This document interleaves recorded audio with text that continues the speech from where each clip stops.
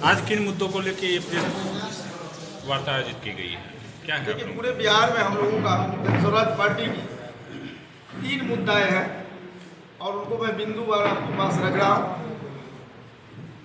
क्या क्या है? देखिए, मेरा मुद्दा है कि आज विगत कुछ दिन पहले हमारे राज्य के मुख्यमंत्री नीतीश कुमार जी के द्वारा पूरे बिहार में जाति आधारित गणना करवाई थी। जाति आधारित गणना का मुख्य उद्देश्य था शैक्षणिक और व्यवस्थित तरीका से सभी जातियों की सुख और सुविधा की मुहैया करवाना।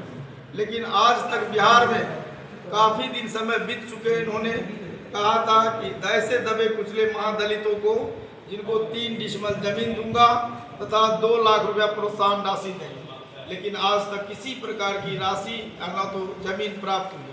अगर आज सरकार के द्वारा पटल पर लाया गया है कि 1,34,000 लोगों को जमीन दी गई है, लेकिन सही में किसी का दखल कब्जा आज भी उस जमीन पर नहीं है। इससे लग रहा है कि हमारी सरकार के द्वारा यह मात्र फोकस प्रतिद्वंदता तथा विद्वेष की भावना से ये जाति आधारित करना मात्र लोक लुभावन योजना के ओर पर अपनी ओर खींचने के लिए किया जा रहा है। हालांकि पटल पर किसी भी गरीब को इनकी हित के लिए कोई भी लाभ देना इनके सरजमी में नहीं है। मैं चाहता हूं कि हमारी सरकार, हमारी पार्टी चाहती है कि अगर माननीय मुख्यमंत्री इस पर श्वेत पत्र जारी करें कि कब तक यह योजना हमारी गरीब जनताओं के साथ जो ये खिलवाड़ की गई है वह कब तक आप दे रहे हैं। और उन्होंने आपने कहा है कि 1,34,000 को दे रहे हैं, तो आज हम लोग कह रहे हैं कि 1,34,000 में कोई ऐसे लाभान्वित परिवार नहीं है जिनको आज भी दखल कब्जा जमीन नहीं दी गई। अब पैसा तो दूर की बात है। तो इसके लिए जनसुराज पार्टी क्या कदम उठा रही है? देखिए, हमारी पार्टी जनसुराज ये 3 मुद्दा को फेस करेगी बिहार में, और हमारी अभियान है। सरकार को मैंने कह दिया, लिखित रूप में दे दिया गया कि अगर ये तीनों मुद्दा अगर सही माने में हमारे बिहार वासियों के साथ जो आपने वादा किया तो उस वादा को अगर एक्सेप्ट नहीं करते, पूरा नहीं करते हैं, अप्लीमेंट और लागू नहीं करवाते हैं, तो हम लोग हस्ताक्षरित अभियान चलाकर और निर्धारित तिथि को हम लोग विधानसभा का घेराव करेंगे। और उससे भी नहीं होगा तो अनशन और प्रदर्शन भी करने के लिए हम लोग मुस्तैदी से तैयार हूँ और इसकी लिखित सूचना सरकार को दे दी गई। क्या है ये हस्ताक्षर अभियान, क्या है समझाइए? हस्ताक्षर अभियान का अर्थ है कि हम आप लोगों ने जो योजना का क्रियान्वयन हमारे बिहार के जनताओं के साथ किया था वह सही माने में पूरा नहीं किया।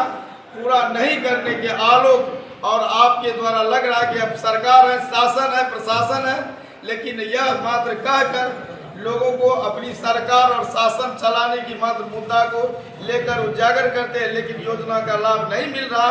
इससे यह एक्सेप्ट करें, स्वीकार करें कि हम लोग मात्र जो है सरकार नहीं, हमारी नीति जो है वह असत्य है, सत्य नहीं है। इसका शुरुआत कहाँ से हो रहा है? हस्ताक्षर अभियान जो प्रारंभ कर रहे हैं आप लोग? देखिए, हमारा आदरणीय प्रसाद जी हमारे पार्टी के सूत्रधार महोदय हैं, वह चाहते हैं कि सासाराम से यह अभियान प्रारंभ कल्याण बिघा से शुरू होते।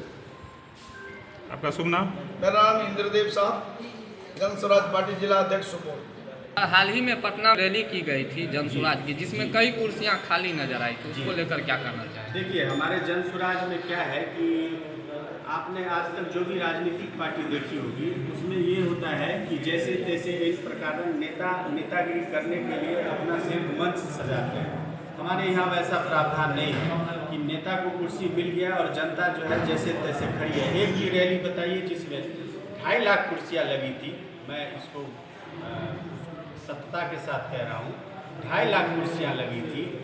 थोड़ी सी जो दिक्कत हुई, जो आप कहना चाहते हैं कि 2.5 लाख कुर्सियाँ लगी थी और वहाँ पर तकरीबन हम लोग का अनुमान है कि तकरीबन हम लोग 4 से 5 लाख, एग्जैक्ट फिगर इसलिए नहीं बता सकते क्योंकि आपको भी पता है कि 2 से 2.5 लाख लोग हमारे रास्ते में फंस गए। उसकी वजह क्या रही आप जरा समझिए।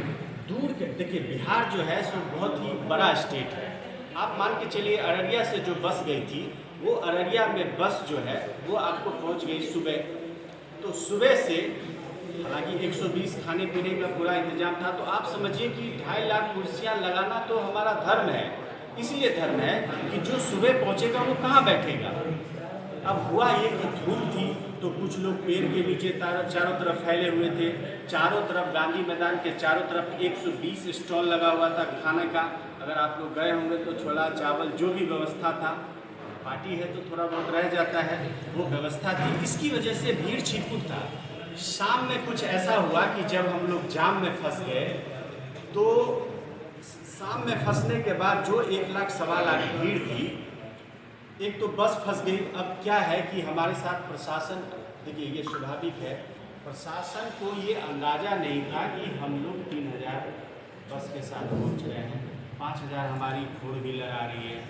अब इतनी कैपेसिटी मैं ऐसा मानता हूँ कि इसके लिए प्रशासन को सुबह से लगना होता, जैसा कि हमारे आदरणीय प्रशांत किशोर जी ने कहा। तो ये एक प्रशासन की तरफ से बहुत ही गलत रवैया था, जिसकी वजह से जब प्रशांत जी स्टेज पे आए थे तो उस मैदान में जो है सो आपको 1 सवा लाख की भीड़ थी। और कुर्सियाँ खाली रहने का तीसरा वजह ये भी था कि एक हमारे कुछ प्रशांत जी की कुछ बहुत यहाँ के आप समझिए सुपरस्टार लोग हैं, उनका भी आने का गुप्त रखा गया था। तो एक रैंप बनाया गया था, ठीक है।